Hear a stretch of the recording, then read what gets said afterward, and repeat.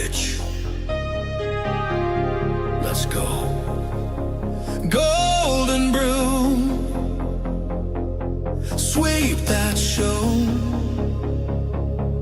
From the chalked up lines to the roaring stands, every dugout story living in our hands. Cody calls the count, Chris breaks down the play, talking dirt and glory every single day.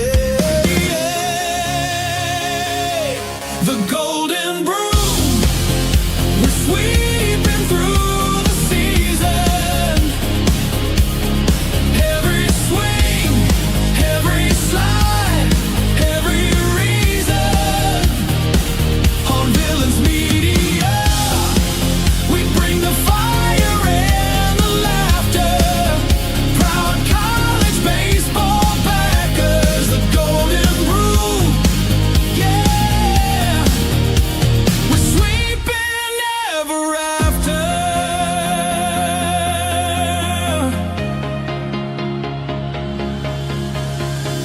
Walk-off nights, Sunday sweeps, bus ride tales that the scoreboard keeps. Welcome into the Golden Broom Podcast. I'm your host, Cody Slavinsky, joined as always by Vandy Chris, and tonight is our last show without college baseball. Chris, isn't it amazing? I'm ready for it. What about you? Buddy, I am stoked, to say the least. It's all I think about at this point. I mean, I kid you not, like, I'm sitting at work, I'm typing reports, whatever I got to do. And when I'm typing, I'm like, all right, this goes here, this goes here. I wonder how many doubles Derek Curiel will hit this year. Type. I wonder how many strikeouts Kason Evans is going to have in his opening appearance. How many innings is he going to go? Type. I mean, it's just, I can't stop. It's a big undertaking at this point of the year. A lot going on behind the scenes. I understand there's a huge effort to delay the start of the season going forward. Wow. Instead of starting on Valentine's week, pushing it back till the 1st of March. Yeah, I'm not for that. No. I'm okay with it. No. When Mentally, I can't do that. But when you listen to Eric Bockett talk about it, they have,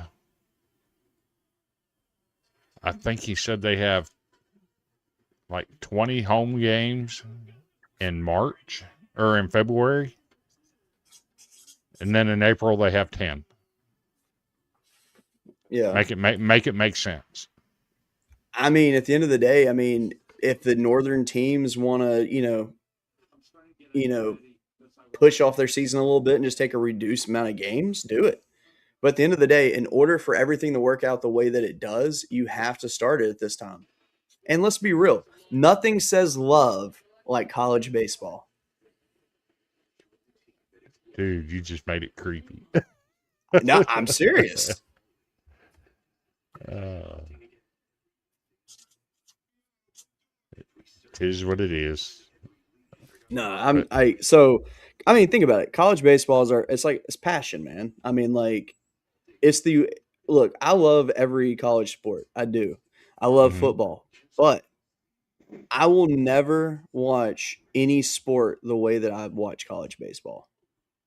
I don't miss a game. I love watching the game. I bet you would. No. Give me a scenario where I would miss a game.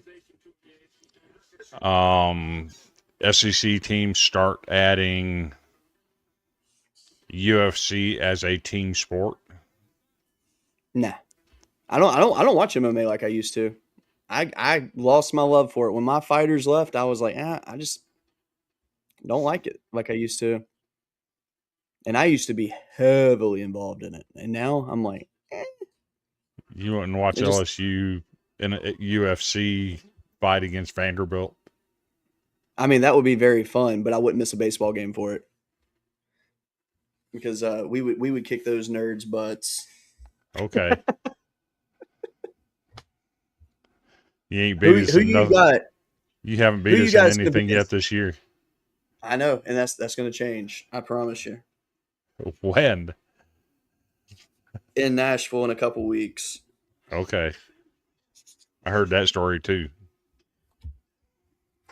Hey, I'm just saying, like, I'm feeling it. This is going to be a good year, and my only fear for my Tigers this year is the fact that I know how good they are, and that leads me to a part of my brain saying they could let me down. And at the end of the day, though, let's be real. Unless they win a national championship this year, it's a letdown. Because if you're coming off a championship, obviously you expect to win another championship the year after. So in 23, when we came into 24 and didn't win it in 24, that stung. And I'm not going to say LSU had the team that could have done it, but had we beat North Carolina and gone to the Supers, we would have probably won our Super. Who's to But say what would have happened?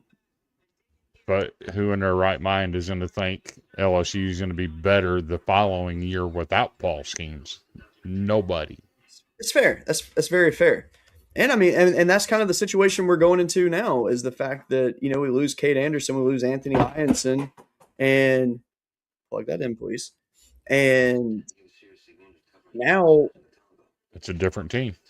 it is. But the one advantage that is there is the fact that the guys that are going to be stepping up are guys that have proven experience. So Casey Evans, obviously, you saw what he did last year. He was great. You have, let's see, let's see. You got Cooper Williams, who is a good lefty that also proved himself, had a very good ERA, was almost unhittable last year. I don't know if he's going to be a starter or not. Like that one, I You think you he will be. you always use that term unhittable again when it refers to your pitchers. But when other pitchers have better ERAs, you critique them and complain about how many innings they pitch. I'm sorry, but if you threw 19 innings last year, I'm not putting you on my Golden Spikes list. I'm Simple as just that. saying. I I'm just mean, saying. hold on a second. I'm going to freeze for a second, but hold on. In his innings, he was unhittable. That's fair, but who did he pitch against? Most of his action came in the SEC. Okay. So again, who did he pitch against? Look it up. I want to know. I want you to sell me on this guy. And if you can, shout out to you. I don't believe it'll happen, but I want you to sell me on him.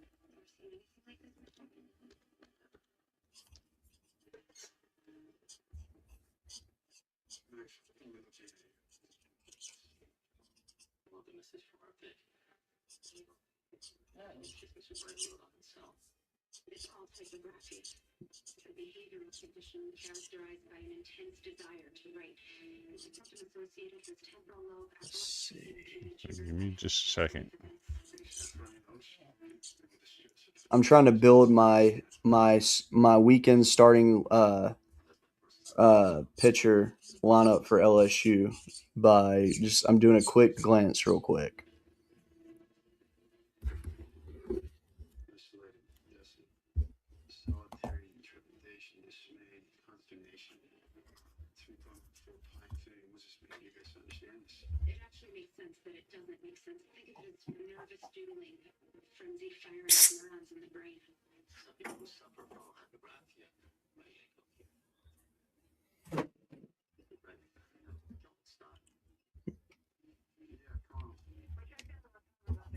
Okay. I have my weekend starting rotation now. All right. Friday night. I'm gonna say that one should be obvious. Case and Evans. Okay. Saturday, give me Schmitty, William Schmidt. Why not? Sunday, Cooper Williams. That being said, if I'm wrong there, give me Cooper Moore, the transfer from Kansas. So I think it's going to be those four your starters. And there's one key piece that everybody forgets about for LSU and their pitching. Gavin Guidry is back, healthier than ever, sharp as ever. He has been pretty much unhittable in the fall. He's a dog. and he's ready to go. Also, Schmitty had 11 Ks the other day in his outing. On the ground, Leah. On my side of the bed. Thank you. If you're wondering, my kiddo will not go to sleep. She's been awake for a while, and so now she's using a notepad to write down messages to me. So I just told her to go to my room and lay down, and I'll let my wife deal with it when she walks in there. So that'll be fun. No, you're not. Go to bed. All right. But yeah, so sell me on this kid, Chris. I want to know your argument of why. Because if you can sell me on it, I'll add him. Trying to find his game logs.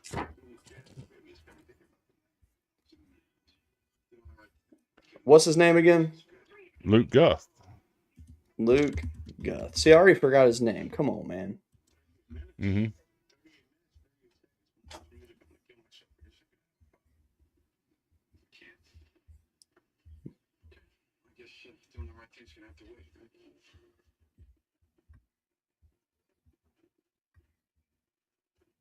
Okay, that's weird that they don't have his game log on there. They usually put that on the site.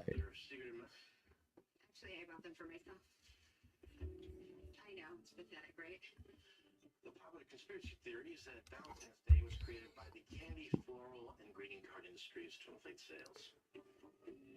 Yeah, I heard that one. All right, let's see. His freshman year there, he had 12 appearances, 18.1 innings pitched, 15 hits allowed, 11 earned runs, allowed 5 home runs, 9 walks to 20 strikeouts. 20 strikeouts, 18.1 innings, respectable. Only 1 wild pitch through 315 pitches, 188 of those were strikes. He allowed 4 doubles. He had 21 flyouts, 12 groundouts. Not bad. Last year, 19 appearances, 19.1 innings pitched. So a short appearance guy. Nothing wrong with that. It's good to be a reliever. 9 hits allowed, 3 runs, 2 earned, 7 walks, 22 strikeouts. So 22 strikeouts, 19 innings. That is an improvement from the year before. Slight improvement, but it is an improvement, so that is good. Threw 4 wild pitches, a balk, hit batter. He faced 74 batters. He had 16 flyouts, 18 groundouts through 299 pitches. 187 were for strikes. 1 less strike thrown, but through 16 less pitches. Not bad. Career 5-2, 3.11 ERA. 31 hits and 37.2 innings, 24 hits, 42 strikeouts. That's not a bad stat line. And obviously, he did something with his pitch to go from allowing 5 home runs to no home runs. So that is respectable. In his 1 attempt, he was successful, so he has a perfect fielding percentage. That being said, there was 3 stolen bases allowed on him last year. Unacceptable. No, I'm kidding. So, not bad. He did not allow an earned run in 18 of his 19 appearances in 2025. A solid. He held opponents scoreless in all but 2 appearances. I mean, that's solid. He finished the season with a .93 ERA, a 4-0 record as a starter. He finished the season on a 6.1 scoreless inning streak, and he only allowed 9 hits and 2 earned runs on the season. And another thing to add, though, 10% of the batters he faced, he walked. So 1 in 10. Not bad. I don't think that's Golden Spike's watch list worthy yet. But see, here's the thing about that list, and we can pull it up shortly. For me, when I see that list, I take no stock in it because it's not going to be accurate. Is there a good chance that the winner of it is listed on there? Sure. But it's not always guaranteed. He's not. Well, I know he's not on there. I'll tell you today who the winner is going to be. Who? Cam Kozel. I mean, I think that's a very fair prediction. It really is. I want to look at his stats from last year, actually.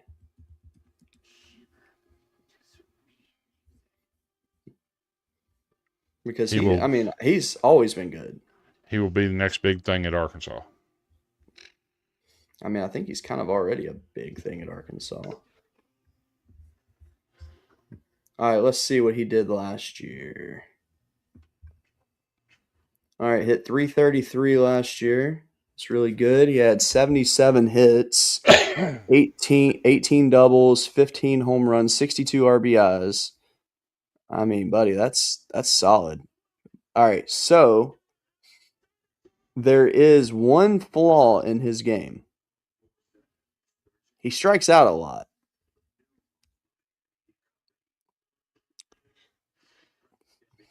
Fair.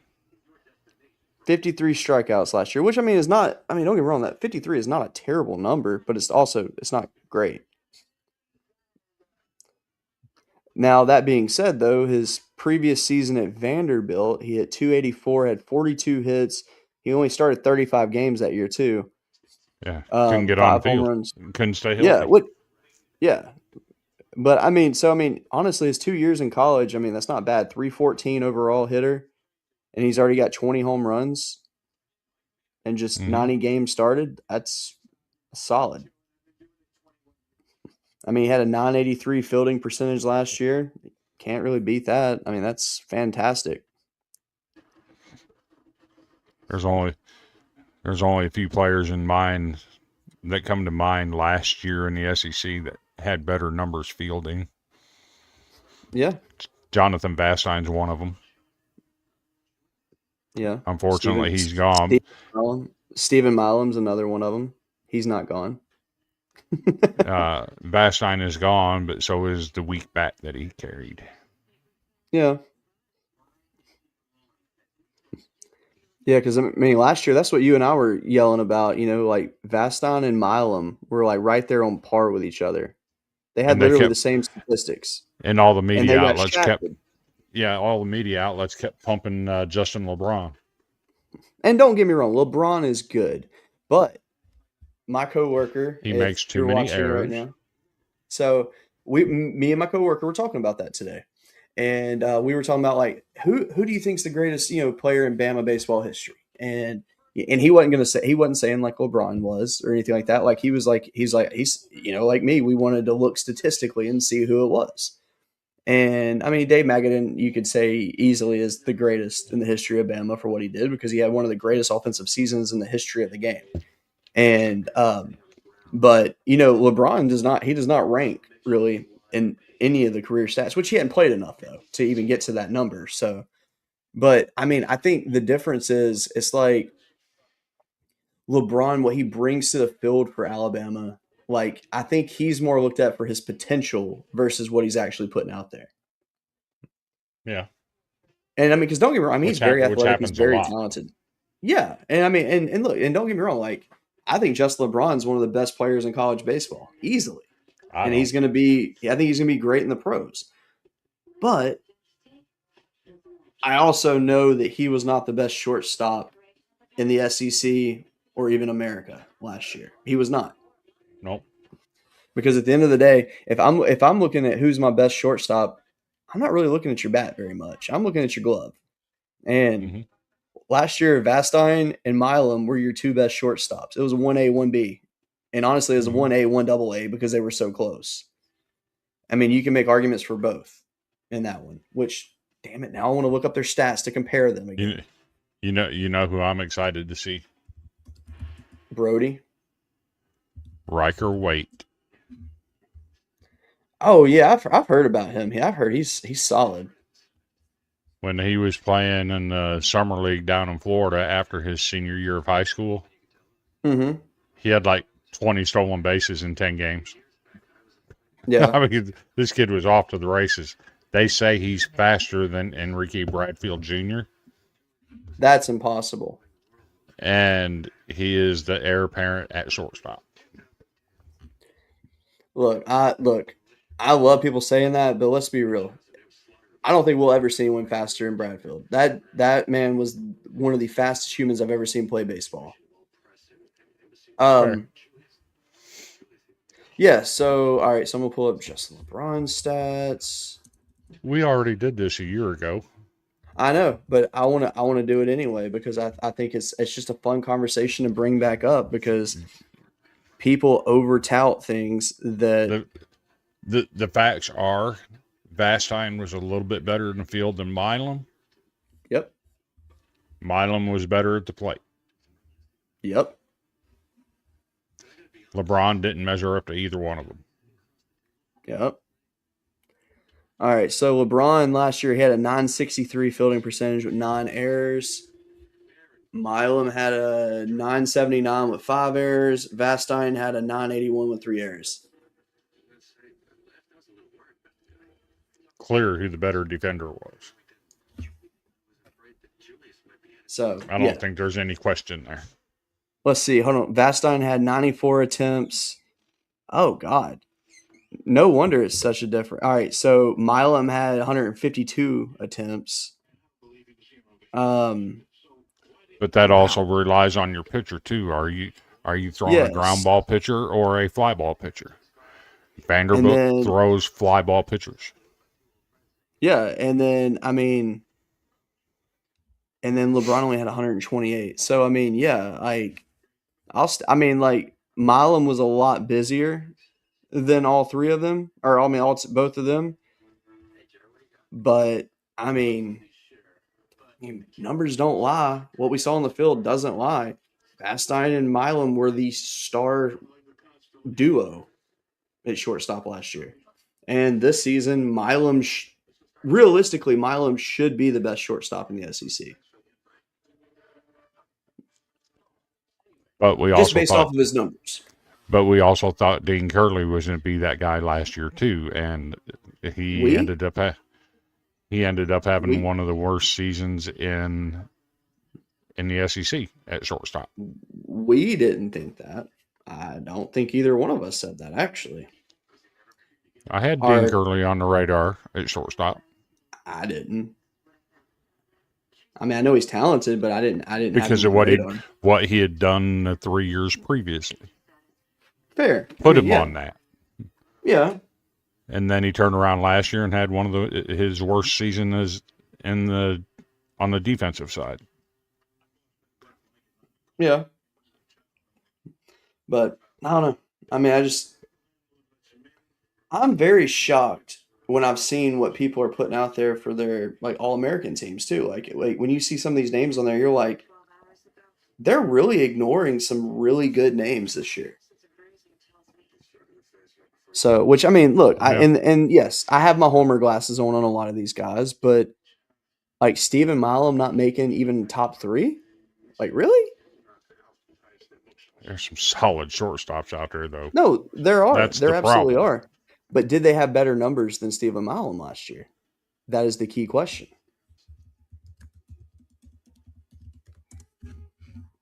So let's look at first team. All right. Bring your own up. Rock Cholakowski, National Player of the Year. Mm-hmm. Why would you not have the National Player of the Year as a first-team All-American preseason? Because I don't agree that he's National Player of the Year, but, But he was. I know, but I'm saying I don't agree with it, though.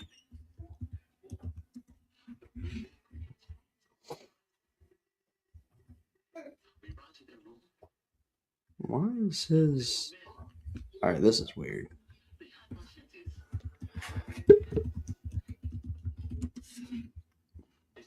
All right, let's see here. Why is it doing this? This makes no sense. There. All right. So...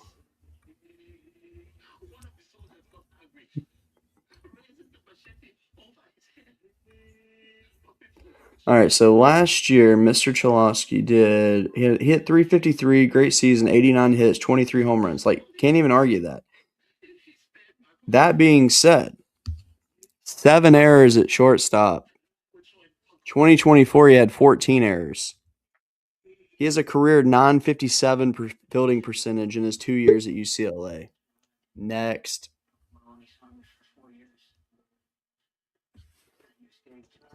Why he is looked at for his bat, not his glove.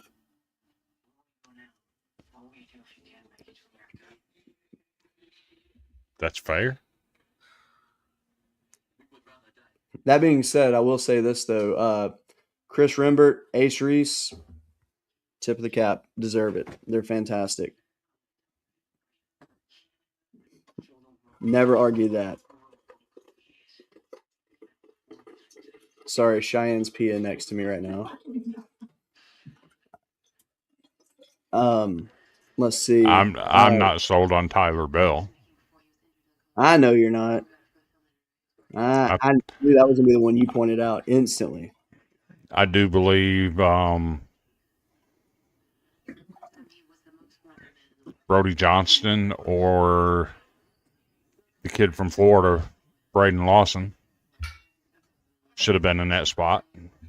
Okay. Now I will say this: Brady Ballinger at first base. I'm all for it. That dude's a stud. The fact that he stayed at Kansas it speaks more about his character than anything. I respect that because that dude could have gotten paid. Well, in baseball terms, paid. So where I argue though is obviously the outfield. Drew Burris, stud, cool, leave him there. AJ Gracia, tons of talent. Don't get me wrong, but You're looking at it with biased eyes, though. am I though? Please, for the love of God, find me a statistic that proves me wrong on this. And you can't say, well, he had more home runs. Because not every player is a power hitter. Was confirmed KIA in an airstrike.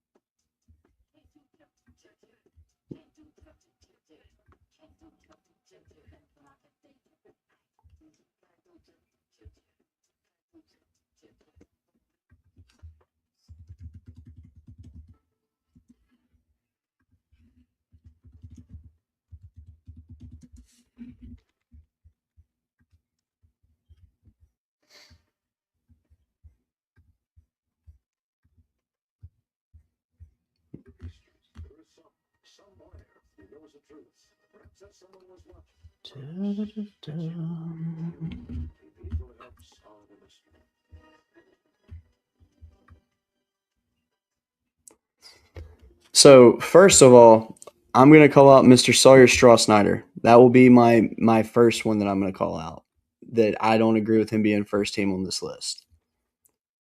And I think it's fair to say that. Okay, so first of all, my boy Derek Curiel, who, by the way, let's point this out, he has made an appearance on this show before. Even if it was a split second, he still made an appearance on our show. He had 0 errors last year in the outfield. He played in 68 games. LSU played 68 games. As a true freshman, he hit 345, 89 hits, 20 doubles, 2 triples, 7 home runs, 55 RBIs, 53 walks, 9 hit by pitches. He struck out 56 times, grounded to a double play 5 times. On base percentage, 470. Okay? And like I said, perfect fielding percentage. AJ Gracia hit 299 on the year last year. He had, let's see. Oh, I hate how this works. Okay, here we go. He hit 293 last year. He had 63 hits. He had 10 doubles, 1 triple, 15 home runs, 54 RBIs. He had 57 walks, 7 hit by pitches, 36 strikeouts, .449 on base percentage, and he had a .993 fielding percentage with 1 error. Okay, great season. He could arguably be on that list. Okay, Sawyer Strasnyder. Again, I respect the kid. Great baseball player. He is. Had a better batting had- average than Curiel. Okay. Fewer strikeouts. He also had a lot less plate appearances. Okay. He played in 56 games, where one played in 65. That's a huge difference. He played in 55 games, and the other one played in 68. That's 13 game difference. I'm looking at it right here. Strasnyder played in 56 games. He had 251 plate appearances, 220 at-bats. Scored 52 runs, had 77 hits, 13 doubles, 10 triples, 11 home runs, 51 RBIs, 10 stolen bases. He walked 20 times. He struck out fewer times than Curiel. Had a better batting average. What's the problem? He had 38 less at bats. Okay. And hold on, but Curiel also had 53 walks non-hit by pitches. Those aren't going to count as ABs. So that's 64 plate appearances that are not counting there. Okay, so he had more plate appearances. Okay. All right, hold on. So let's stretch this a little further. How about his fielding? How did he do in the field? It doesn't have his numbers there. It does on the TCU website. 4 errors in the outfield, .925 fielding percentage. Okay. So you mean to tell me for an outfielder, people value different things. Offensively, Strasnyder had a better season. No, he did not. He did. No, he did not. Did he have a better batting average, fewer strikeouts? Yes, he did. You're killing me right now. You're killing me right now. He had a better batting average, fewer strikeouts. He had 22 base on balls to Curiel, or 22 walks / hit by pitches, while Curiel had 64. He had in 220 plate appearances, he had 47 strikeouts. In 258, Curiel had 53.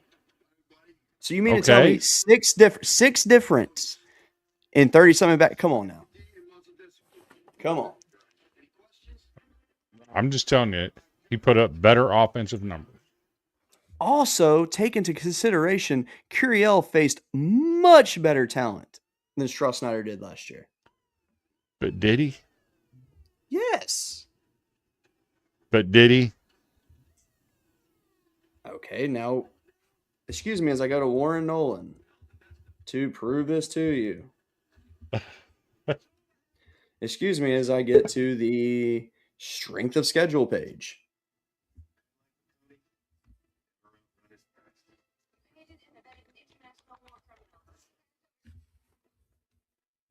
All right.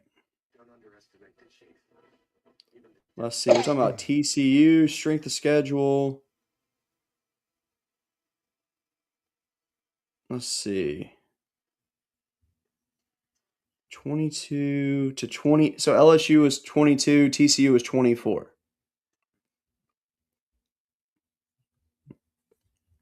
So you can't use that as an argument.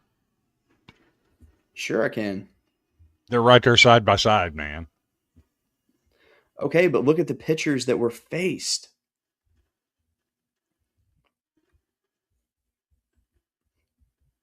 I mean, like literally, he faced some of the best pitchers in the entire country and shined against them.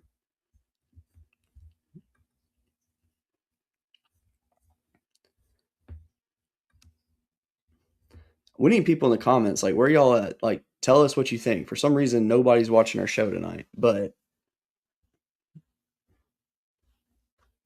Like I don't see where there is a fair argument that states that Strossnyder is better than Curiel. That's not what they're saying. People who Yes. voted on this valued his performance more. And they're wrong. I would have voted Strossnyder. You're looking at it through biased eyes. I'm an unbiased individual here. You are going to vote an outfielder that had 4 errors over an outfielder that had 0 errors and offensively was much better. 64 He wasn't better walks. offensively. He wasn't better 64 offensively. walks. 64 Okay. walks. How many of those were intentional? Well, let's see. Of his 64 walks, 53 were true walks, 9 were hit by pitches, and none of them were intentional walks. Oh, so what you're not putting in there is something that LSU teaches is to lean out over the plate. That is something they teach at LSU. So, okay, That's so why take away the 9. that's why they're always in the top 10 nationally in hit by pitch. Okay. That's part of the game. They're not Better breaking any batting rules. average. Fewer strikeouts. No. He had a 420 on base percentage. Curiel had a 470 on base percentage. 50-point difference. Because of the walks. That's a huge component of offense. Okay. What don't you understand? That people valued Strossnyder more because of his offensive capability.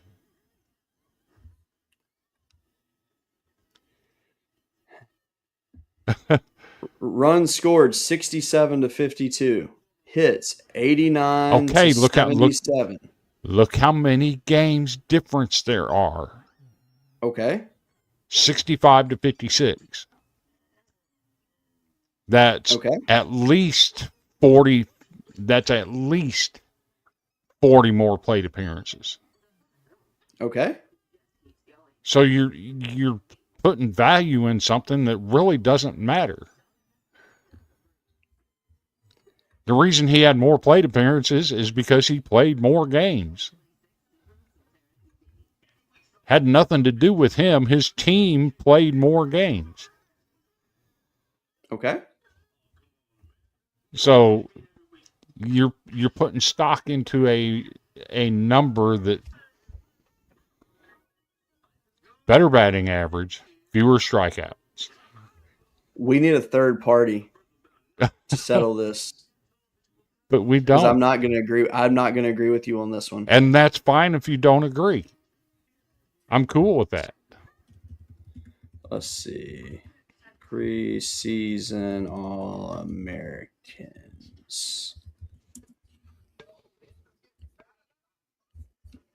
All right. Let's see. All right. Hey, look at this. Perfect game. Derek Curiel, first team. Sawyer Strossnyder Cool. also first team. What the hell? That's stupid. He does not deserve to be first team. Gracia deserves it over him. Let's see what D1 Baseball says.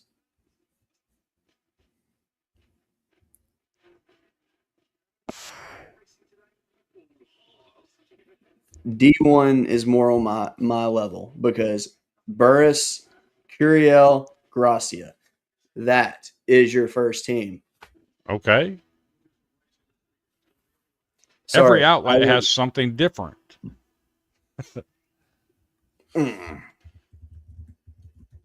You're getting bent out of shape over something that really doesn't matter. Because stupidity bothers me. Okay, let's talk about stupidity. You're talking about all this junk about LSU. Congrats, you won a national championship, right? Congrats, Yeah. you got a bunch of players returning. Mm-hmm. You know what stupid is? What? The team that was the number 1 overall seed Mm-hmm. that won the SEC tournament Mm-hmm. that returns 80% of their lineup Yeah. and being picked 8th in the SEC. You want to talk about stupid? Let's talk about some disrespect here. I will not argue that because I agree with that, actually. I'm saying I agree with you is what I'm saying. That's That being stupid. said, How can the number 1 overall seed that returns 80% of their lineup not have a single player put on the Golden Spikes watch list? Not a single player on the preseason All SEC team, not a single player on a preseason All American team. What are we doing here? Yeah, what are we doing? that. I was trying to make you be the main face. There we go. Yeah. But yeah, it's just ignorant with the disrespect that Vanderbilt's getting. I don't comprehend it. I fully agree with you. I think that it's wrong. I think that Vanderbilt deserves some love on there. I mean, Connor Fennell had a fantastic season last year. There's no doubt about that. He's going to be one of the strongest arms in the conference this year. The dude deserves some love. And Brody all of Johnson showed tons of potential and had a great season last year. He went through a small baby slump like everybody else did. and He was phenomenal. every single outlet says that they think Vanderbilt's pitching this year might actually be better than it was last year. There you go. But that's the good thing of Yet 8th in the SEC and not a single player on any preseason awards or watch list. exactly. Make it make sense. So speaking of that, let's look at this preseason watch list because I agree with you. I think that it's absolutely absurd that they didn't get on there. So let's see. Okay, so LSU had 2 guys make it. I see that. Georgia Tech has 1, 2, 3. Okay, so Georgia Tech has 3. They might lead the way on there, if not for or not, maybe UCLA might. Let's see, 1, 2. Okay, but no, I mean, like some of these names on here. Don't get me wrong; these are good names. I've never understood why they put high schoolers on the Golden Spikes list. A high schooler is not going to win over a college guy. It's just not going to Here's happen. another one people need to watch out for, Dax Whitney. Oh, God, yeah. That kid's a stud. He went through, his freshman year for me was, brutal in terms of, he had to grow into his role so fast and took a lot of beating to get as strong as he did, which, I mean, he was great from the get-go. Don't get me wrong. He had a couple outings that he got a little tagged up on, but overall though, his year was just absurd. And I expect him, I would not be surprised if he was the best pitcher in the country this year. Just because based off of what I saw last year. Mm-hmm. That being said, there is a name that you can go ahead and take off this list. Tony Pluta from Arizona. He announced today that he is out for the season getting Tommy John surgery. Yeah, that stinks for them. It really does. I hate it. He's a good dude too. But I mean Tyler Bill isn't on here and Brody Johnson isn't. Yeah. I know that's eating you up, and I understand.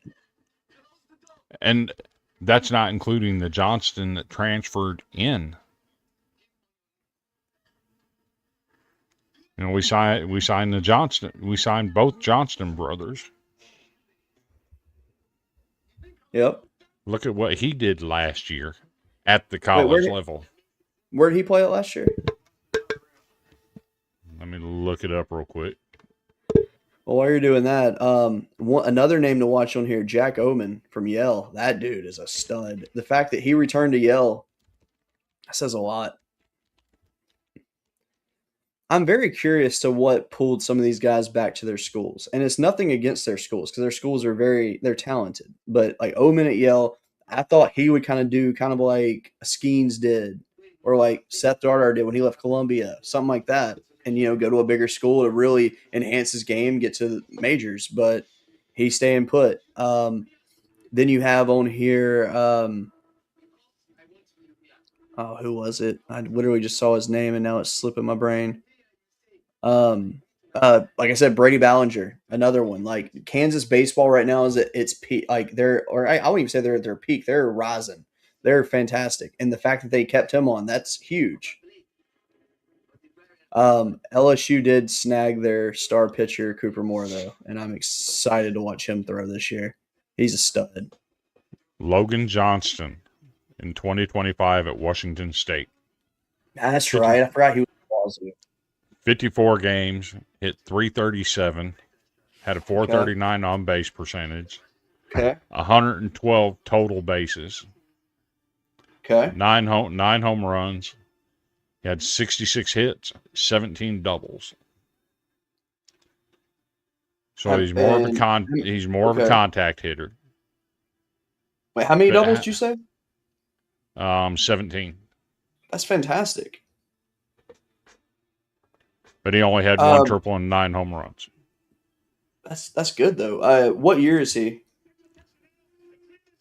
Let's see. He played a year at Gonzaga, another year at Gonzaga, and 2 years at Washington State. So he's a grad transfer. What's his career stats? Career stats in college, career 299 hitter.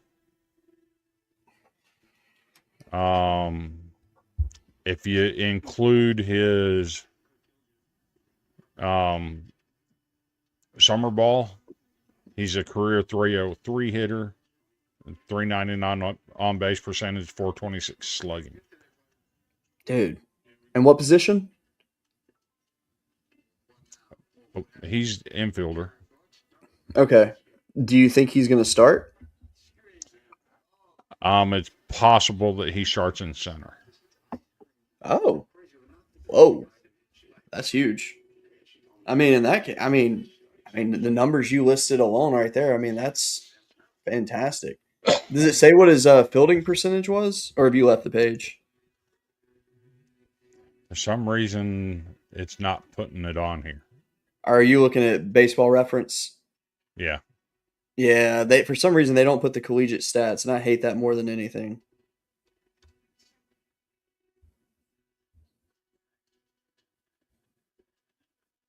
But, why isn't a guy like that on here? You know what? I fully agree on that. But also, he may not be on there because they may not be sure what his standing at Vandy is going to be. Like, they don't know if he's going to start or not. So, but no, like Wes May says, I think he's talking about Braden Holcomb. Yeah. Connor Fennell. Yeah. Connor Fennell was absolutely better than both Aiden King and Liam Peterson. So let me ask you this though. When it comes to pitchers this year, we talked about Dax Whitney being good. Liam Peterson's very good. He should be really good this year. Dylan Valantis was good out of the bullpen last year. Kason Evans was good out of the bullpen last year. Also good at starting when he had to. What do you think about Cameron Flukie? Leave him in the bullpen. He's a starter. He pitched more in relief in the postseason than he did as a starter. He did both. I mean, he was just a, hey, we need guys, so he was a team player. I respected that. But no, I really thought Flukie was actually – I thought he was one of the best pitchers I saw all year last year. Let me see what he did. He only came out of the bullpen one time.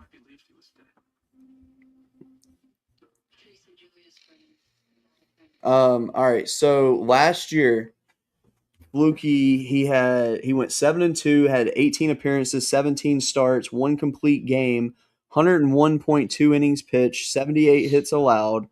Had 118 strikeouts, allowed a batting average of 209. He allowed 6 home runs, 2 triples, 21 doubles. He only allowed 24 walks, which is really not bad. He hit 11 batters, had 8 wild pitches. That's your problem. He was only a sophomore last year, though. So I It's look at it still like this. it's still a problem to have that many wild pitches. No, that's fair. That is definitely fair. But here's something to look at too, though. I mean, freshman year 5.73 ERA, sophomore year 3.19. So he's clearly trending upward. Yeah. I mean, all right. So he threw 55 innings his freshman year, 101 his next year, 50 hits his freshman year, 78 his sophomore year. That's an improvement. He's good. Yeah, like I mean, he's good. He deserves to be on this list. Yeah, I think I wouldn't be. I can't believe I'm saying I wouldn't be surprised if he actually didn't win this thing this year. Like he's that good. Like if there's a pitcher, I think he's the one that could actually do it. But like we were talking about, somebody that's not on this list is going to show up. Oh, absolutely. I think It's 100% I think that's going to gonna be Cam Cozell from Arkansas. I think that's a fair statement. I think there's a lot of I mean that's the beautiful thing about college baseball is there's diamonds in the rough that you don't even know about yet. I mean, who's to say some of these Mike Mancini is another one. Yeah. I mean, look at some of these freshmen that are coming in this year too. Like from what I'm hearing, there are some studs out there that are showing out in fall camp across America. It's not just like a few select teams, like all across America. I think we might see more freshmen this year than we've had in recent years with the transfer portal. So yeah, I don't know. I have a feeling that I think the race for the golden spikes is going to be tight because I think there's going to be so many guys playing at such a high level that you could essentially just put every player in America on this list right now because you don't know who it's going to be. I mean, for all we know, Rock Chalosky could go through a slump this year. We don't know. Mm-hmm. Rentaro Sasaki could finally find his way and really show out. Because, I mean, let's be real. Last year, that was growing pains, though. I mean, going from one country to another to play baseball, that's a huge jump because Japanese baseball and American baseball is not the same. The style of play is completely different. And it's not saying one's better than the other. I mean, they're both fantastic. It's just the style of play is just different to get used to. And but Shohei didn't have a problem with it. Not everybody is Shohei, to be fair, though. Like, I mean, this kid broke all of Shohei's records. He did. But, but you got to think of this too, though. Just because you break someone's record does not mean you're better than them. There's been a lot of records broken by people that are not as good as the person they broke the record of. Because you also got to think, he didn't face the same pitchers that Shohei faced all year. So it's hard to base off that. But I think that Sasaki is a kid that I'm excited to watch this year. I think he's really going to make a leap. I think he transfers at the end of the year. I'm kind of leaning that way myself. Unless Stanford really turns it on, Come on down to Nashville. I mean, realistically, I think that would be his destination if he did. But yeah, I mean, I don't hate the list overall, though. I mean, there, like I said, there's really good players on this. So I just don't understand how you can leave some guys off of here that got left off and put other guys that are on here.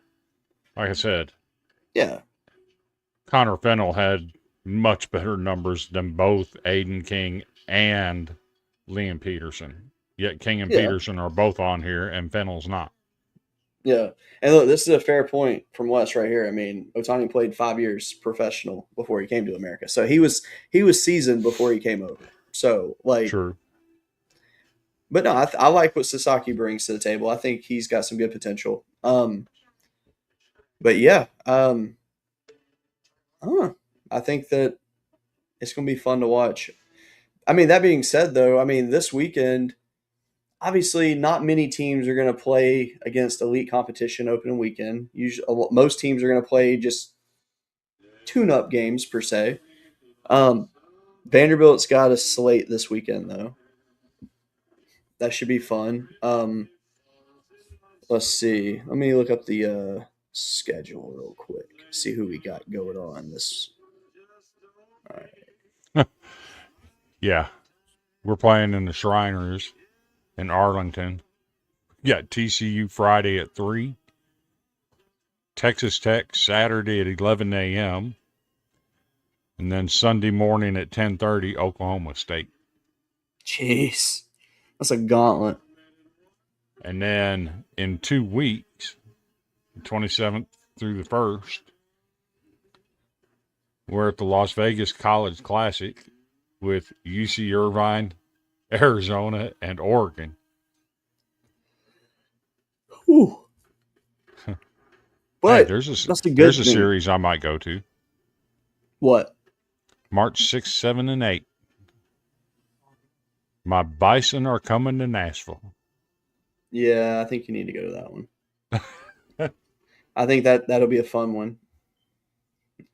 Maybe you can meet some of the players or something and let them know that you're like their number one like co-fan kind of thing, since you're obviously not And that's swaying the from thing Vandy. with and that's the thing with North Dakota State that people don't look at.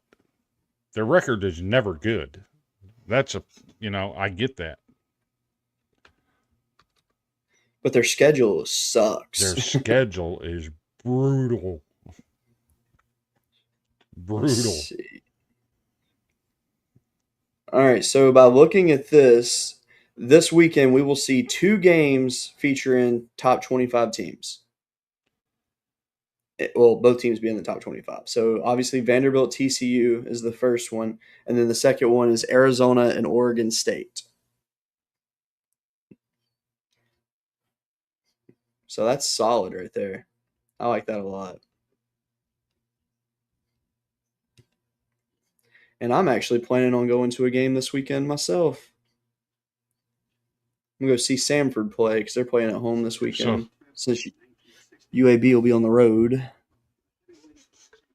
So, like last year, to give an example,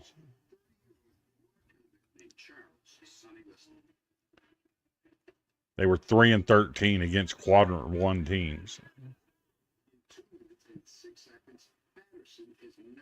They had in their out of conference they had Dallas Baptist, Lamar, Alabama, LSU, Tulane, Oklahoma State.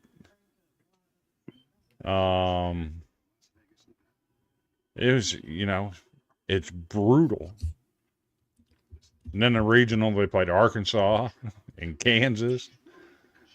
I mean, it's a brutal out of conference schedule for them. They started out the season.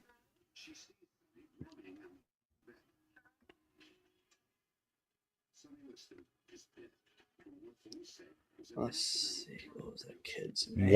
1-13. 1-13 to start the year. And ended up 21-34.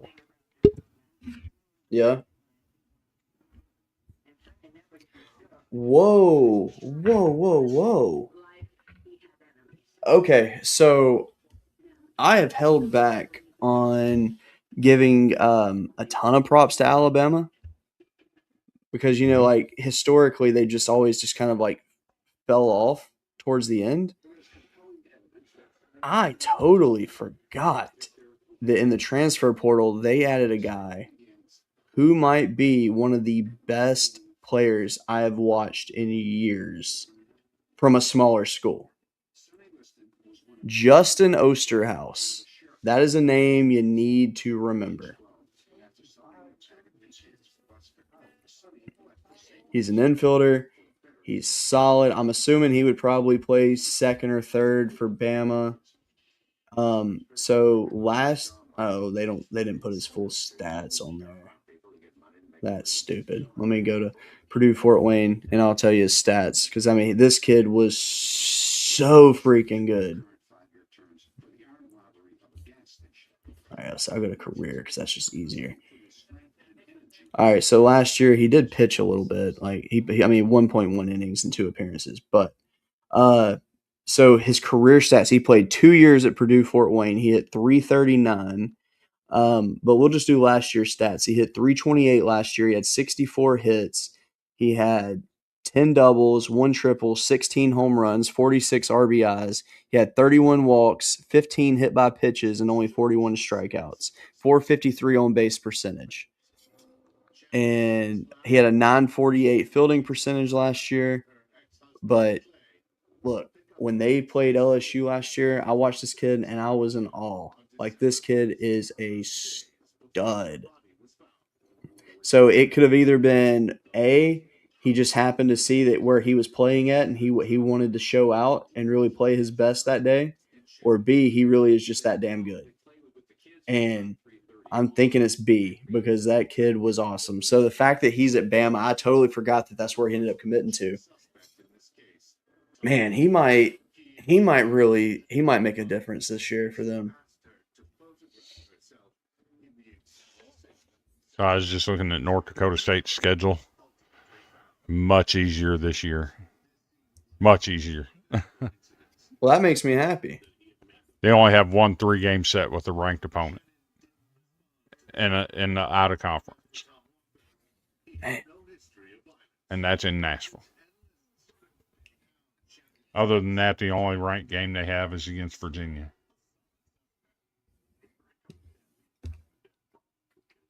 Dang. So, all right, so to stay on Osterhouse, right? Let me. I'll finish this for you. So last year they played a game against Wright State, right? And they were down like 11 runs to them. And they came back and won the game. In this game, all right, Osterhouse. He entered the 9th inning and he threw a scoreless frame against them. Okay, so he recorded the win on the mound, but he also hit 4 home runs in that game, including the game-winning grand slam. So he had 17 total bases with 8 RBIs, and he went 5 for 6, and he had a stolen base. it was Wright State. Okay. Sure, they made the tournament, and they upset Vanderbilt in the second game. It was Wright State.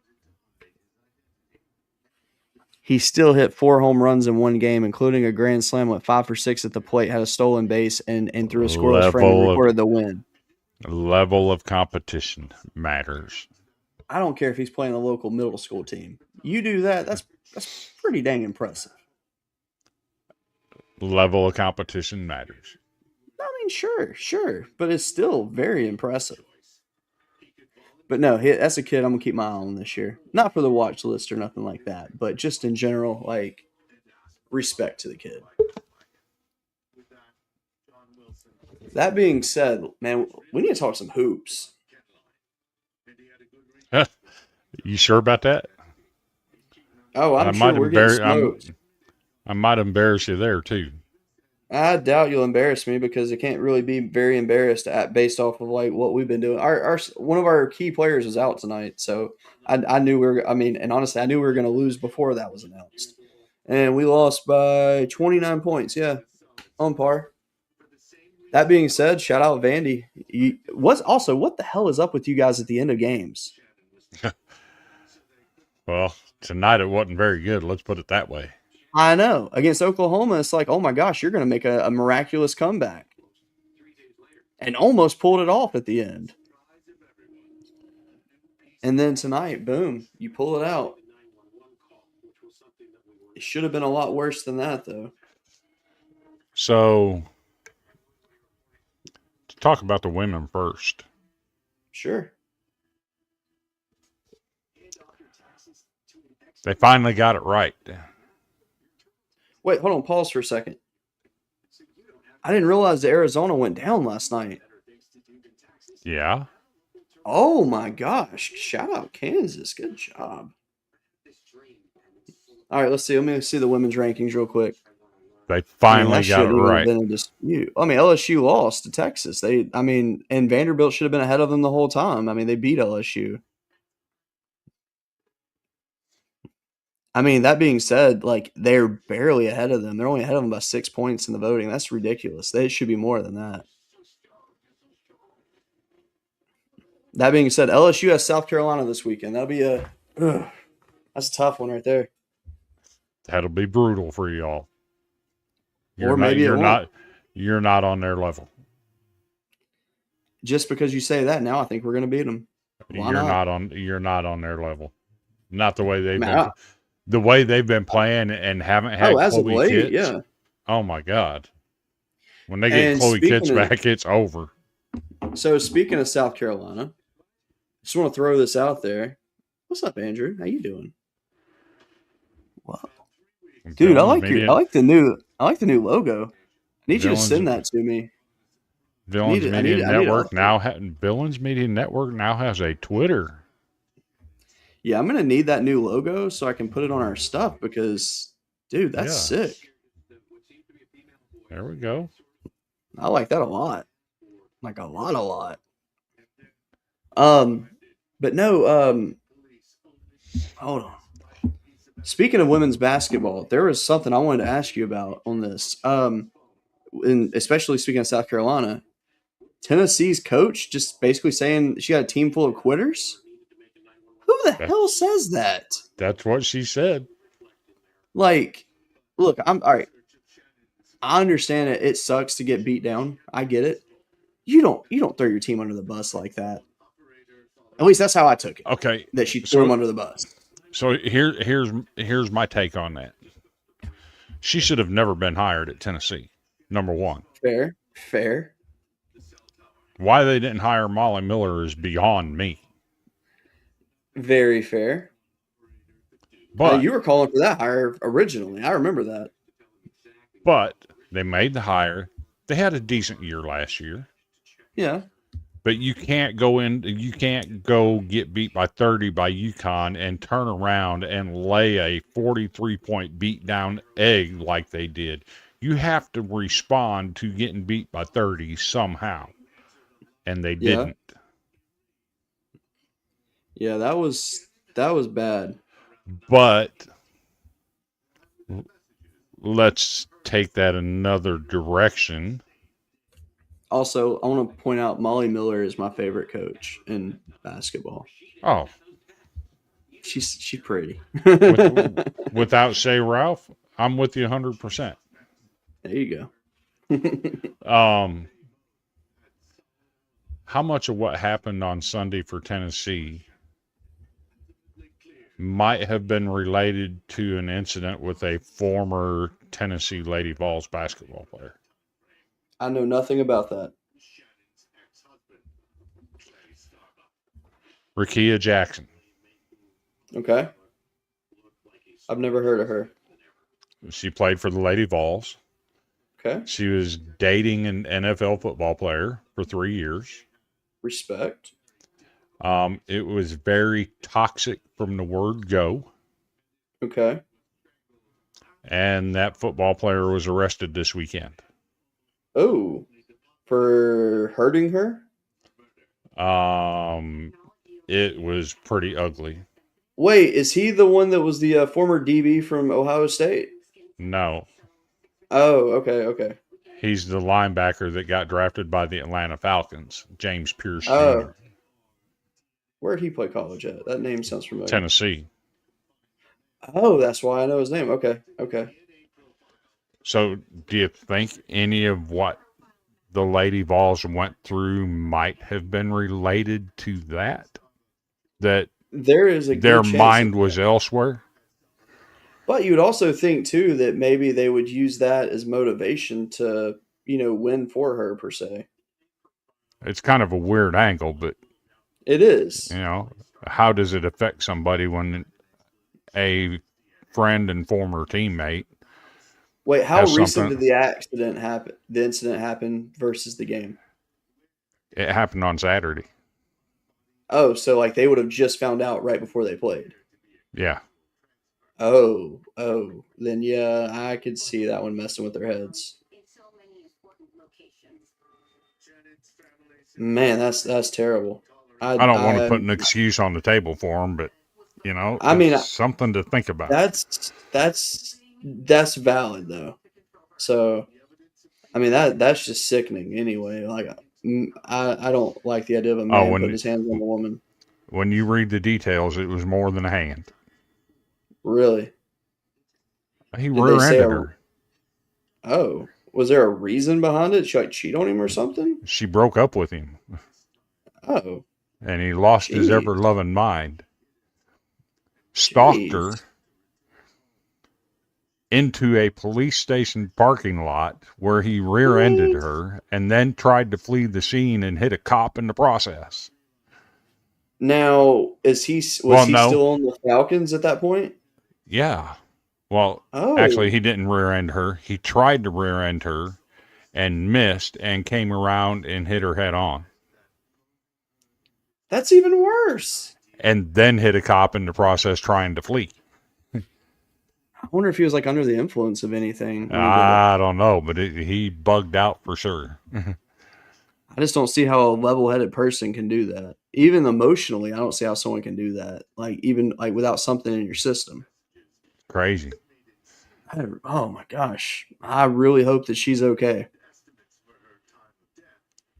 So I mean, have they released an update on her health? I haven't heard.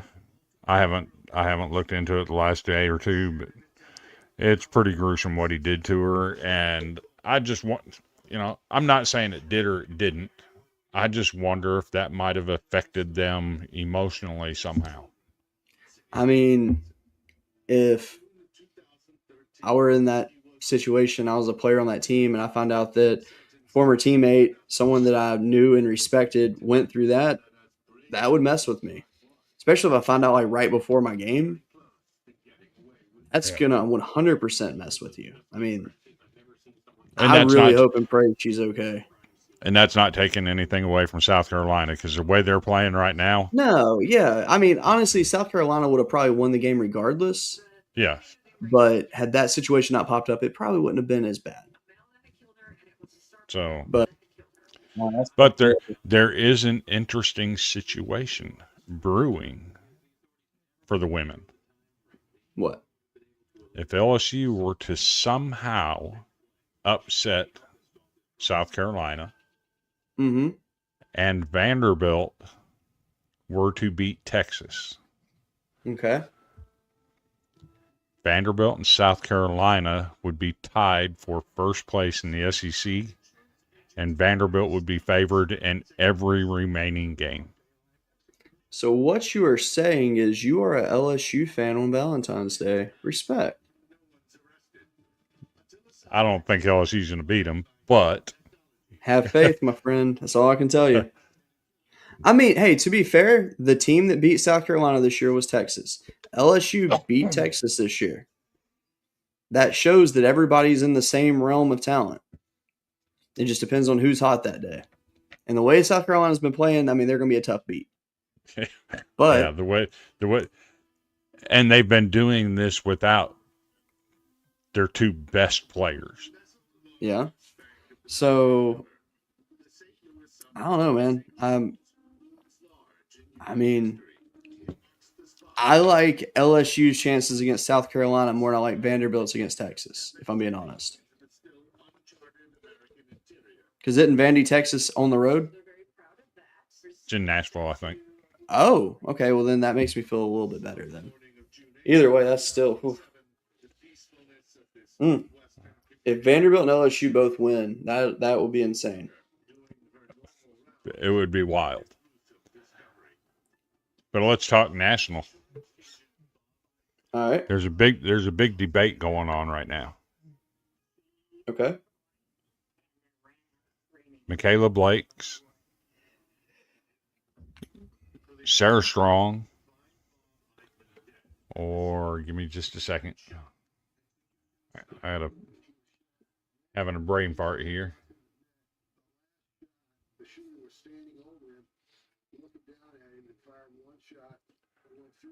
I mean, at the end of the day, I'm still saying Michaela Blake's the best player in the country. Or Lauren Betts. I'm sticking with what I said.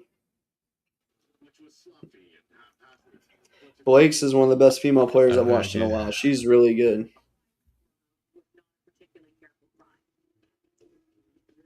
There's a strong argument for Sarah Strong. Sure. My take is Sarah Strong don't face the competition that Michaela Blake faces. Okay, so there you go. I mean, I think you're right. Like Blake's faces the best talent in the country consistently. And how many bad games has Blake's had this year? One that I know of, but she's got 8 30-point plus games. Exactly. Now, of that one bad game though, did she still have double-digit points? Yes. There you go. Everybody gets a pass for a bad game. What about freshman of the year? That's your other girl on your team. Does that not have to go to Aubrey Galvan? I think so. She went off for 30 last night against Oklahoma, who That was a was a top good 10 win. team. That was a very good win, by the way. I actually watched a few minutes of that. It was closer than it should have been. Vanderbilt changed what they were doing in the fourth quarter. They were up by 20. Yeah. So they started milking the clock. Yeah. And their style of play changed, and it let Oklahoma climb back into it a little bit. Fair. But I mean that score it told you enough. Yeah. No, I thought that was a very, very good win for them. They should be proud of that one.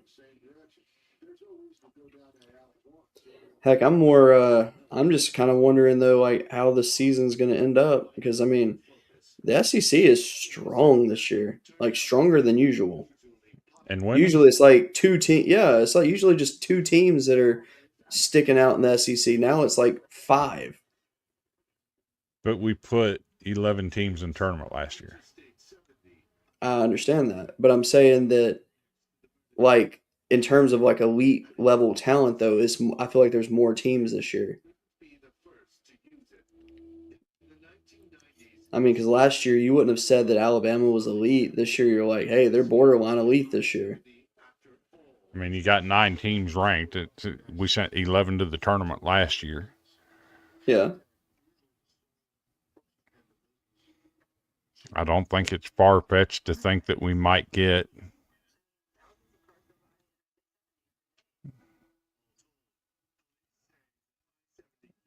$10 in the tournament.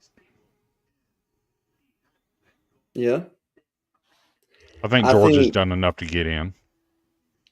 Oh yeah, for sure. They're 19-5, 5-5 in the SEC, middle of the pack. Yeah. But I don't think Florida and Missouri are getting in. 16-10 No. and 15-11. No, they're not in. I mean, it's going to be South Carolina, Texas, Vandy, LSU, Oklahoma, Alabama. You still got who else? Tennessee up there Oh yeah, Tennessee. I sitting forgot they fourth in existed. they're 7-2 in the SEC. Yeah, so I mean, that's awesome. Ole Miss. What's Arkansas's women's team like this year?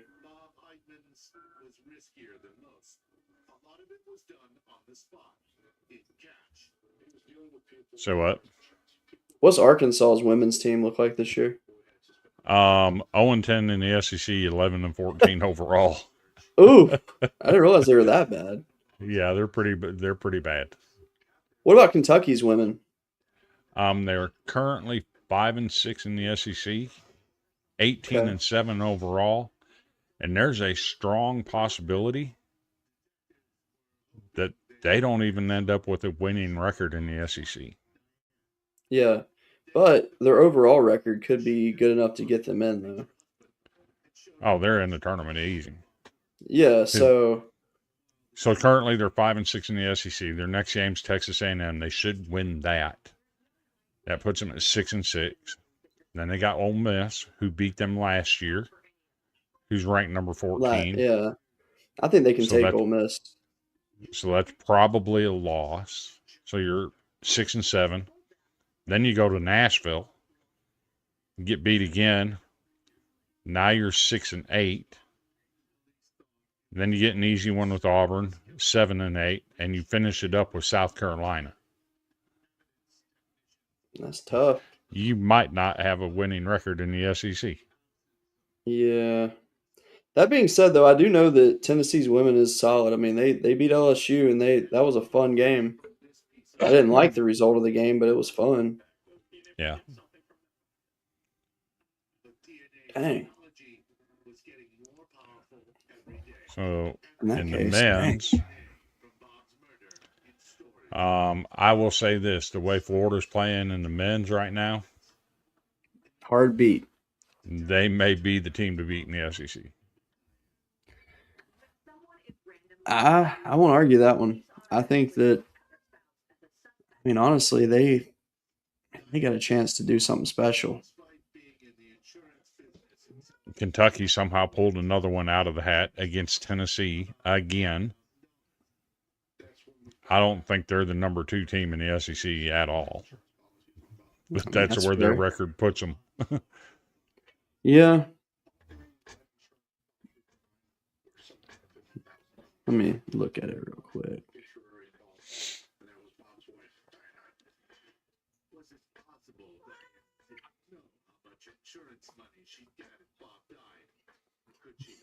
Like, so, I mean, realistically, I'll say Ole Miss, Mississippi State, South Carolina, LSU, OU eliminated already from the tournament. There's Fair. just there. I mean, it would take A something miracle. special. Yes, realistically, Auburn is borderline. I think 14-10 right now. I think that's borderline for them. They can't afford to lose going forward.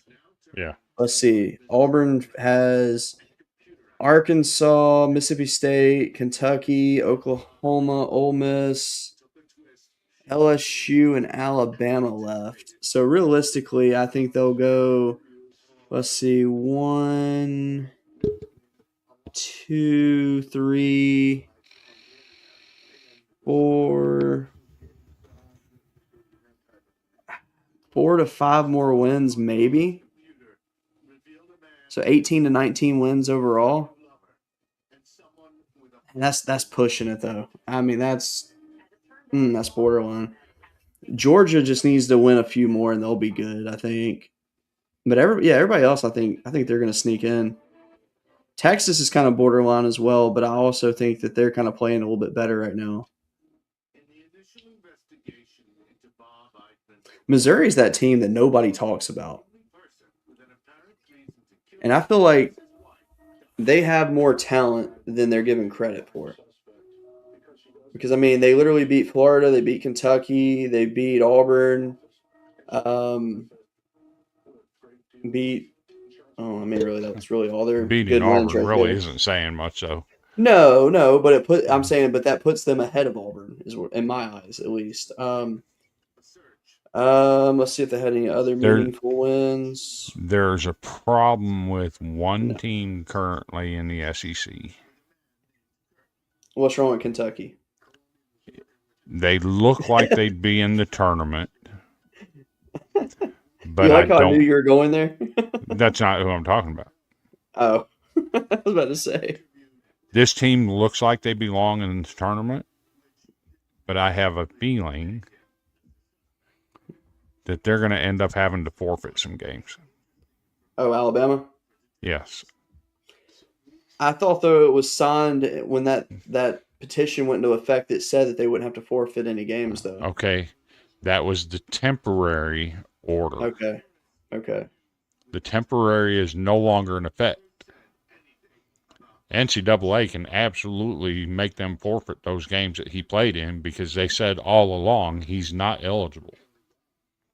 But do you think they even want to fight that? If I'm the NCAA, I would. That's fair. Because Nate Oates is still talking about it today. And if they want to keep pushing the issue, I'm going to make them forfeit the game. Let's see. For Bama going forward, they got Ole Miss, South Carolina. That should be 2 wins. Arkansas could be a 3rd win. They'll They're probably not beat beating LSU. Arkansas. You don't think so? No. All right. But either way, LSU would be a 3rd win probably. Mississippi State, that's a win. Tennessee could possibly be a win. Then Georgia, that they'll lose to Georgia. And then Auburn's toss up. Tennessee beat them with Bediako. Yeah. Bediako didn't really make a difference for Bama, though. He didn't. I mean, at all. He did his job, and that was it. I mean, it wasn't anything that was spectacular. Nothing that screamed, I need to be in the NBA or anything like that. Basically, I'm saying, like, he didn't present an unfair advantage for Bama when he came back. But no, I mean, so they're 16 and 7, so see 17, 18, 19, 20. But you have to look. They might end up with just 20 wins this year. That's hard to put them in with How that. many games did he play in? If they're required to forfeit all of those games. I think he played like maybe, 4 or 5 games? Let's see. He played against Tennessee. He played against Texas. That's 2 losses. You're losing 2 wins in Mississippi State and Oklahoma. Yeah. Well, wait. I got No, off he there. didn't play that far back, did he? He played I don't against think he played. Tennessee. Tennessee was You're his first losing- game. That's right. You're losing a Yeah. win against Missouri, a win Okay. against A&M, and a win against Auburn. So 3 and 2 with him. All right. So if you lose those 3, so that'd make you at 13 and 10 right now. That puts you out of the tournament. Realistically, They got a problem. they have to win out essentially to make the tournament. So if I'm the NCAA, I 100% make them forfeit those games. Yes. Because that's always been the go-to punishment. If you play an ineligible player, you have to forfeit the game. So they're not treating them any different. Now, that's interesting.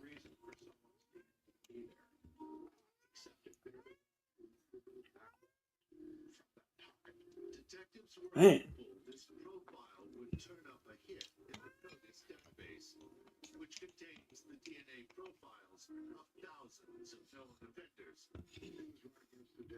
I do have a sleeper for the NCAA tournament, though. Who? Those Wildcats wearing the blue and cream Okay.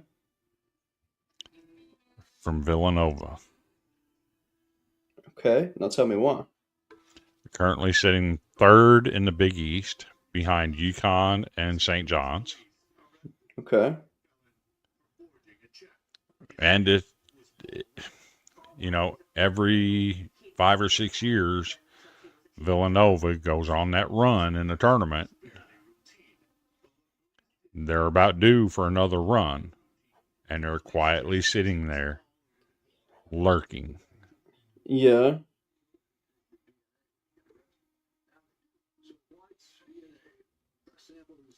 They're my sleeper pick. I mean, I think that's fair. Interesting.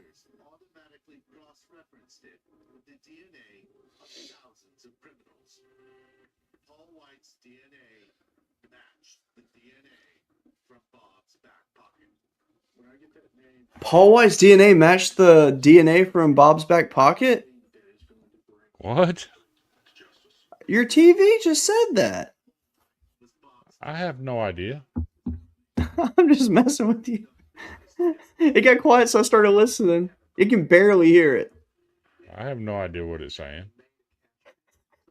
Is she watching Investigation Discovery right now, or is she watching Dateline?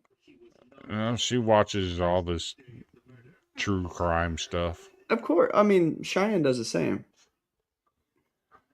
I mean, I watch it too. But I ain't she gonna lie, leaves the TV running 24/7, and in the middle of the night, I'm waking up and she's got it on some um, Wicked Women. Oh yeah, I've seen that. Yeah. You ever tell her just like to not get any ideas? It's like Wicked Women, women with knives. Do you ever just look and be like, any knives in here? She's always watching this murder, death, kill stuff. Well, she's just letting you know. Stay good. She gonna stab you in that shoulder. Yeah. You may not feel it though. I still got feeling in it. It's just, it's a work in progress. Absolutely. Absolutely. Looking into some massage therapy on my neck and shoulder now that when I was doing my physical therapy, the therapist started massaging the neck and shoulder a little bit. I bet that And felt good too, didn't it? The arm, when she was doing it, after she massaged it that night, the arm would just start twitching randomly. Oh, interesting. That's it's I think that's a good sign though. I think that's a good sign. Last night I used the heating pad on it and went to bed last night and it started twitching on me again. Dang. And Wait, how much can you lift right now? Oh, I'm not on any weight restrictions. But I'm saying, have you tested it? I'm putting 25 pounds over my head. Okay. That's It good. Feel good. It don't feel good, I'm but sure. I'm doing it. No, that's good that you're able to do that much though right now. So, probably rushing it a little bit. Oh, I'm sure you are. Even while we've been sitting here on the show, it started twitching on me. I'm like trying to move around a little bit. Dang. Oh, I was going to ask you, what's the weather like up there right now? Currently, or what's 61, it been like the last couple of days? Has it been warm up there? Yeah, currently 61 degrees. Expecting rain tomorrow. Okay. Yeah, I saw up in like Pennsylvania, it's still like 5 degrees up there, and then here it was like 77 yesterday afternoon. I was like, all right, let's go. Yeah. Yeah, if I get some 77-degree weather and can watch some baseball this weekend, that'd be great. Which I need to check the weather and see what it's going to do, because I'm going to be mad. Yeah, if I have to miss a game because of rain or something, oof.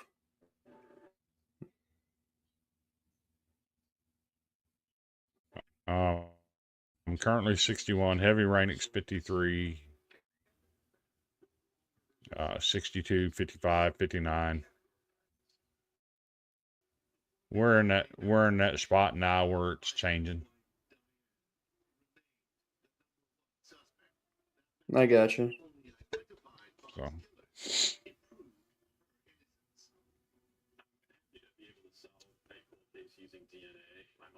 But I suppose we talked about all we can talk about.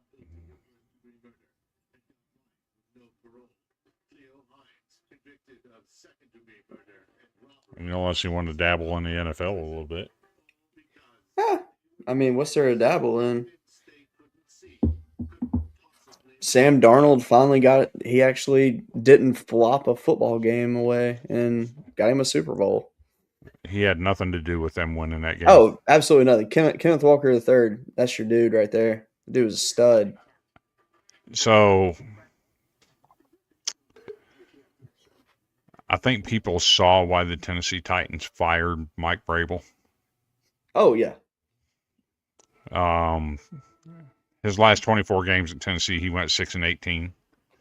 He went and sat in the owner's box of a rival team while his team was going 6-11. He deserved to be fired. Yeah. But I think what you saw Sunday night was a team that was not prepared. Oh, for sure. And then that may be the worst game I've ever seen Josh McDaniels call as an offensive coordinator. I fully agree with that. It was weird. It was like When it's you like see, before the game, you're mad. You're like, man, that should have been us if you're a Tennessee fan. And then when you watch the game, you're like, oof, that was us. so when you see that your offensive line is being abused the way it was, what's your fix for that? As an offensive coordinator, what's your fix? You're gonna have to figure something out. You got to bench somebody. Quick slants, right? Oh yeah, I mean, but hell, the receivers couldn't get open.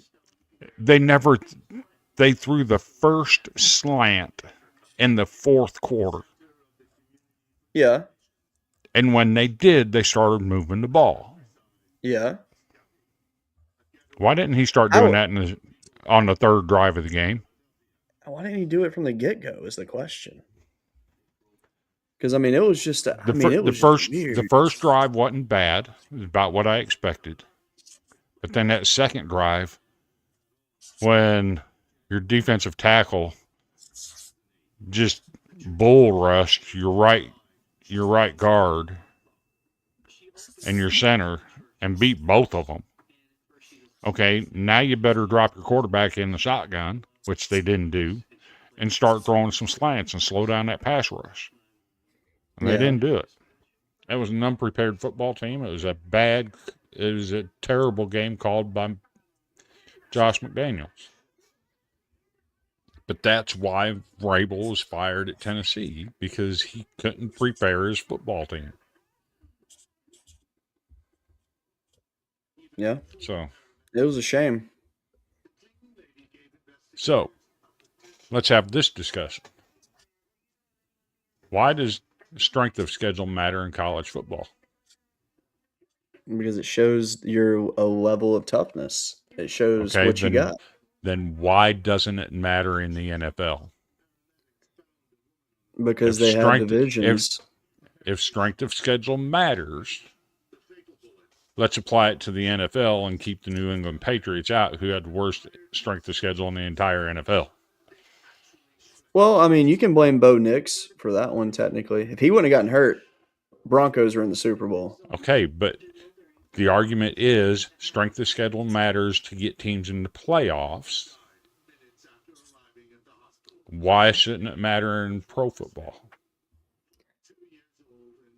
Because they go by divisions. They have a whole Okay, established setup for that. We go by conferences in college Yeah. football. It's Yeah. no different. It's no different. But that's how it lines up. I mean, honestly, I think the way college does it is wrong. I don't think it should be a random group of people that's picking who goes to the playoff. I think that's stupid. Strength of schedule should never matter. If it's not going to matter in the professional ranks, it shouldn't matter in the college ranks. Fair.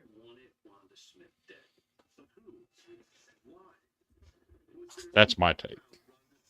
I mean, I think that's fair. Because if strength of schedule matters, then the Patriots shouldn't have been in the playoffs. But there's just no way that the NFL would ever change their system, though. Not like that, anyway. Then why did college change it? Because college is completely different. College has 100-plus teams. NFL has, 32 teams? Okay. They still changed it and made it a metric. Fair. Before 2000, it never existed. Yeah. Yeah, it just is what it is. That's my argument. Strength of schedule should not matter in college. If you're not going to apply it in the professional ranks, it shouldn't matter in the collegiate ranks. I got you. All right. So tonight, to close this show, we're going to do something different. We're going to give our final thoughts, and then I'm going to ask you a question after you give your final thoughts. And that's how we're going to end it. So go ahead and do your final thoughts. Final thoughts. Gentlemen, hear me out. Your mental health matters. Amen. If you need somebody to talk to, My message box is open 24/7. I'll message you, I'll talk to you, whatever. If you don't feel comfortable reaching out to me or Cody, I'm sure his box is open too. Yes, sir. 988 National Suicide Prevention Hotline. Use it. If you're feeling some type of way, it matters to someone. Reach out and talk to somebody. Don't ignore your Amen. mental health. Amen. I love that. You know, and I'm going to shadow that. I think that, you know, the way the world is going right now, you know, politically, it's very divided. Unfortunately, that's where our world has gotten to with, you know, the more increased use of social media, where social media is now heavily part of people's lives versus what it used to be. You know, it's like it's left and right. There's no unity anymore. I Mm-hmm. do not care what political platform someone supports. That's not my place to choose for somebody. I don't share my politics, and honestly, I don't think anybody could even guess my politics because I just don't share them because honestly, I hate politics. But just love each other. Simple as that. Look, we're all going to disagree on stuff, but guess what? That doesn't what your political choice is does not define who a person is as a person. I So, agree. so that I being agree. said, the one question I'm going to ask you tonight, Chris, it's been a long year, and we're in June. A bunch of baseball games have been played, and now it's coming up to the final weekend. Who are your two teams playing for the national championship?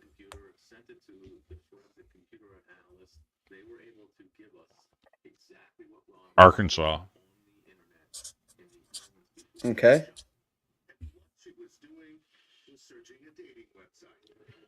And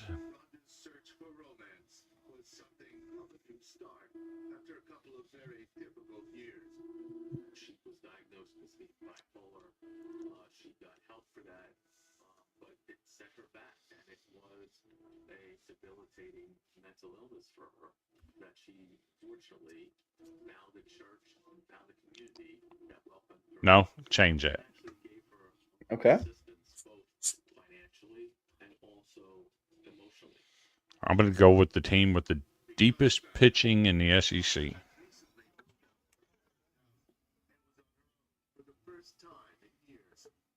The Auburn Tigers.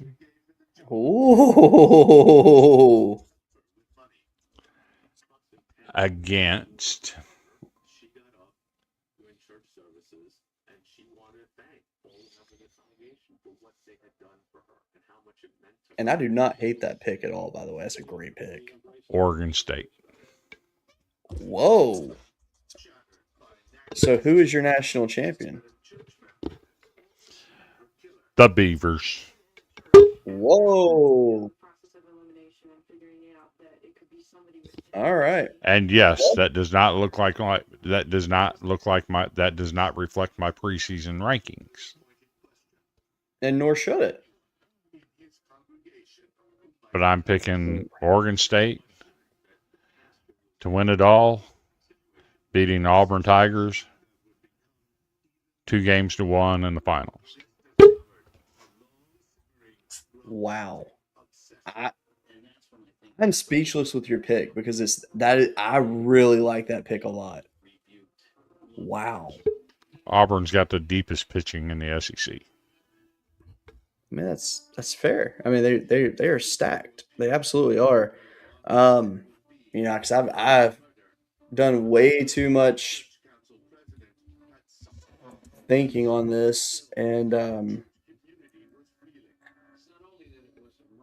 I think for me, I'm going a little bit different than you. Obviously, we know one of my teams. Obviously, I'm taking LSU in it because I'm feeling it. I am. My other team is also from the South. In the state of Georgia, I'm putting Georgia Tech in the Natty this year. And I don't have to say who I got winning it. Obviously, you know, I'm going LSU to win it. But interesting. I am blown away with your pick, by the way. That is wild. Lean Like, up, lean up. that's very good. Lean forward a little bit, right there. That's good. Why'd you take my picture? Huh? Why'd you take my picture? Whatever conversation you started, she would take down 3 garden paths Actually, and then make a right turn. let me try that again. All right. Okay. Good. No, I got it. Okay, good. For what? Hmm? I'm going to do something. Okay. That's gonna be fun. But yeah, if Oregon State wins it all this year, I would not be surprised actually, because their pitching is solid, and they get some good bats. Dang, I like that a lot. Well, that being said, thank you guys for watching tonight. We didn't have as many viewers as normal, but I know everybody's busy, so it's all good. I'm sure people will catch it once this is over. That being said, enjoy opening day this weekend. Have a good rest of your week, and we will see you next Tuesday at 8:30 Central. We hope y'all have the best night of your entire life. And that being said, here's the outro.